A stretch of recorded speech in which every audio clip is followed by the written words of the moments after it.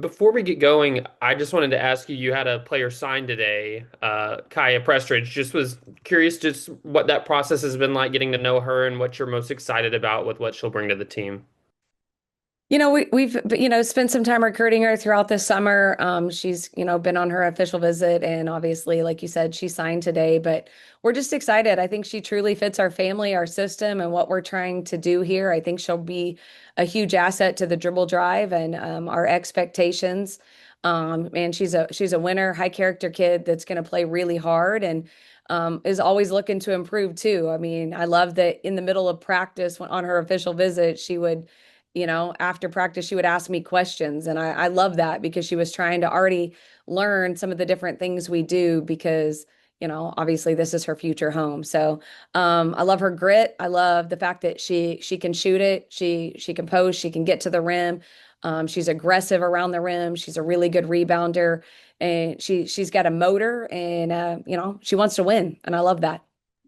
And a quick follow-up on that, just her being your first high school signee here at Arkansas, just what does that mean to you? Just your first player to really take a chance on you in your program.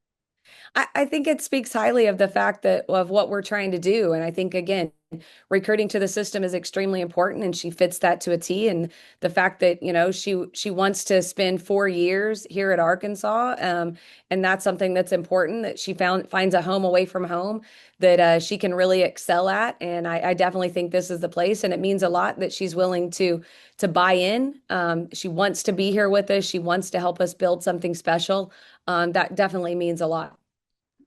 Now I want to ask about Southeastern Louisiana, just what you see from them on film.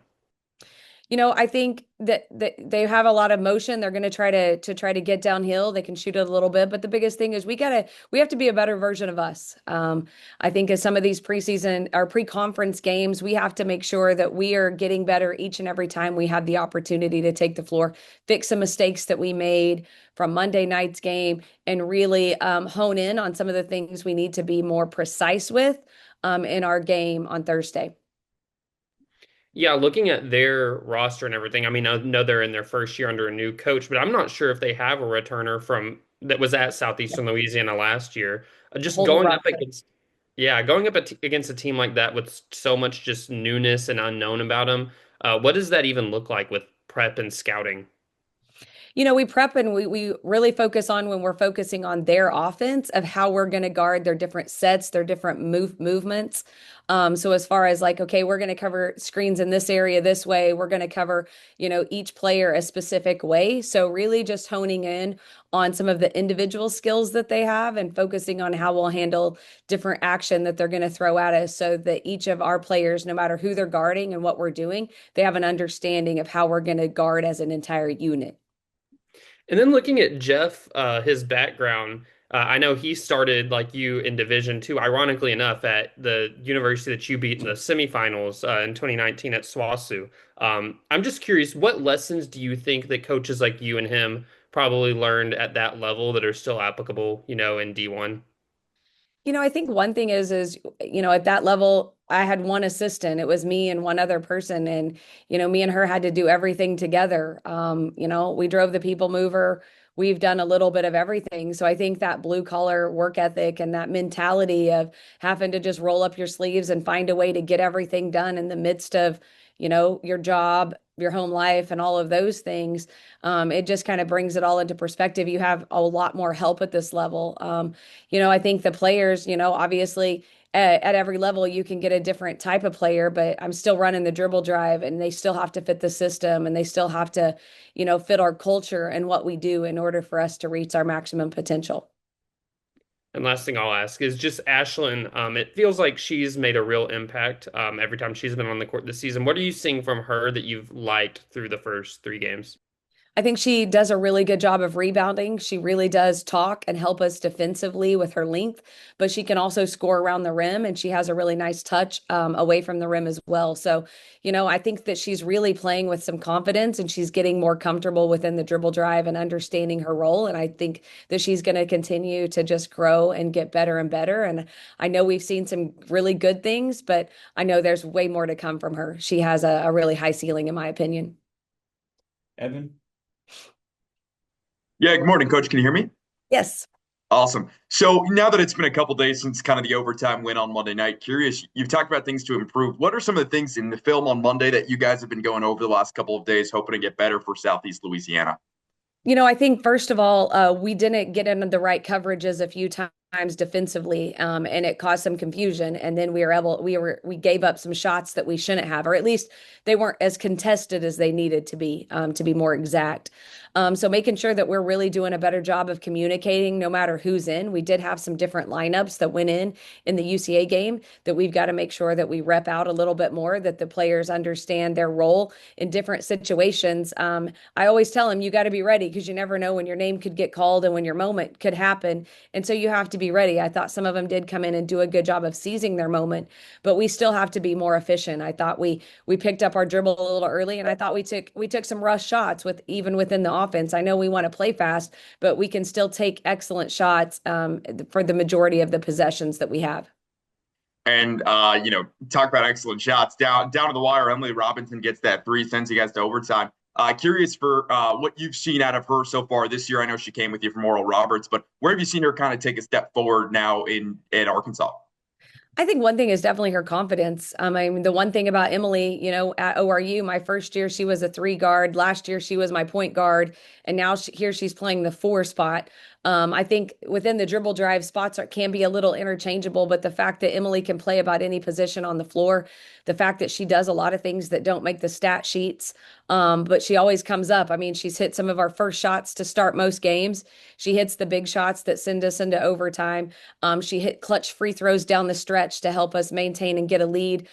So she does a lot of intangibles. She also helps gets her teammates to the right spots, makes the right pass, and shares the basketball. So I think the list of things that Emily does for us is kind of endless.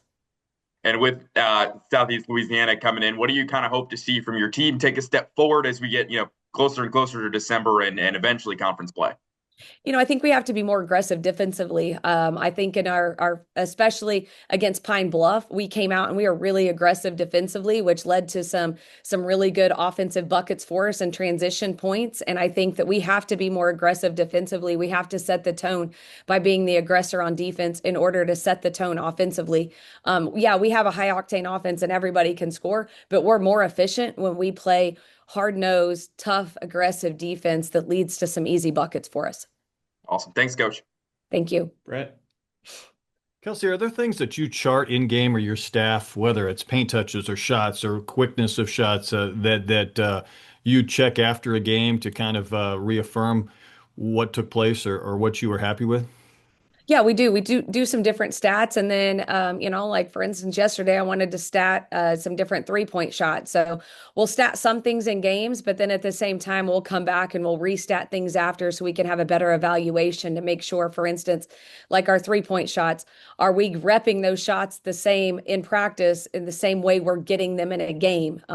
If not, then I have to make some changes because I want us to get the proper reps in order to be more efficient. So paint touches are important. Usually you can tell within our offense, if we're getting the paint touches that we need and sharing the basketball. Sometimes we have a tendency to start it on the right side and never get it shifted to the left, but we're obviously more efficient and more effective when we shift the ball from side to side and make the defense really move and make them close out. Then we score at a much higher rate.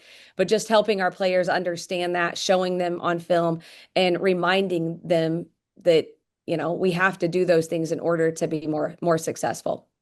One more. I feel like there's a compounding effect when teams play against you where they get to a point where they run out of gas. Do you see that? Do you sense it when you've got a team on the ropes, maybe before it happens, because you've seen this so many times? If they don't have their legs or they aren't doing what they did in the first half because of trying to keep pace with you guys? Definitely, I've seen that a lot throughout my career, and I think that that's something that I talked about in our preseason when my players dreaded running.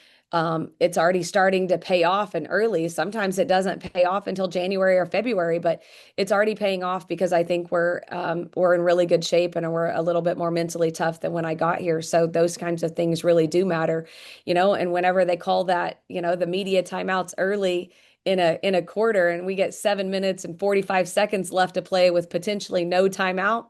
Oh, I'm loving that. I'm like, let's go. I love it. That's good. Thank you. Anything else for Coach? Yeah, I want to ask one more. Just you've early season not had much time between games. There are a lot of games. Just what does that look like getting prepared for opponent to opponent? Quick turnaround. I've told my players in the locker room that it's kind of a grind right now. It's grind prep, and they've got to be able to grind things out.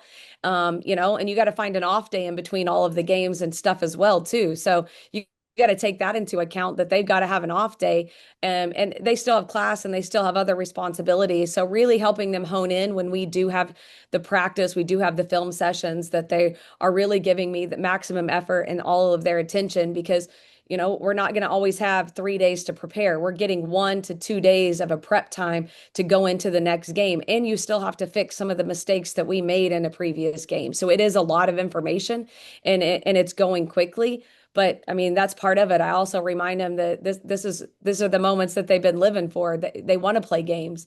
That's what, not everyone just loves practice, let's be honest, but you love the games. And so, but you've got to be efficient at it. So really just helping them focus and hone in and be at their best and giving me maximum effort for the time that I do get with them. And then I think that it's transferring really well. And then they're able to obviously watch some film on their own because of the access to media, or not to media, but to the film sessions and different things. So that helps them too because they are being students of the game, which is really helping us.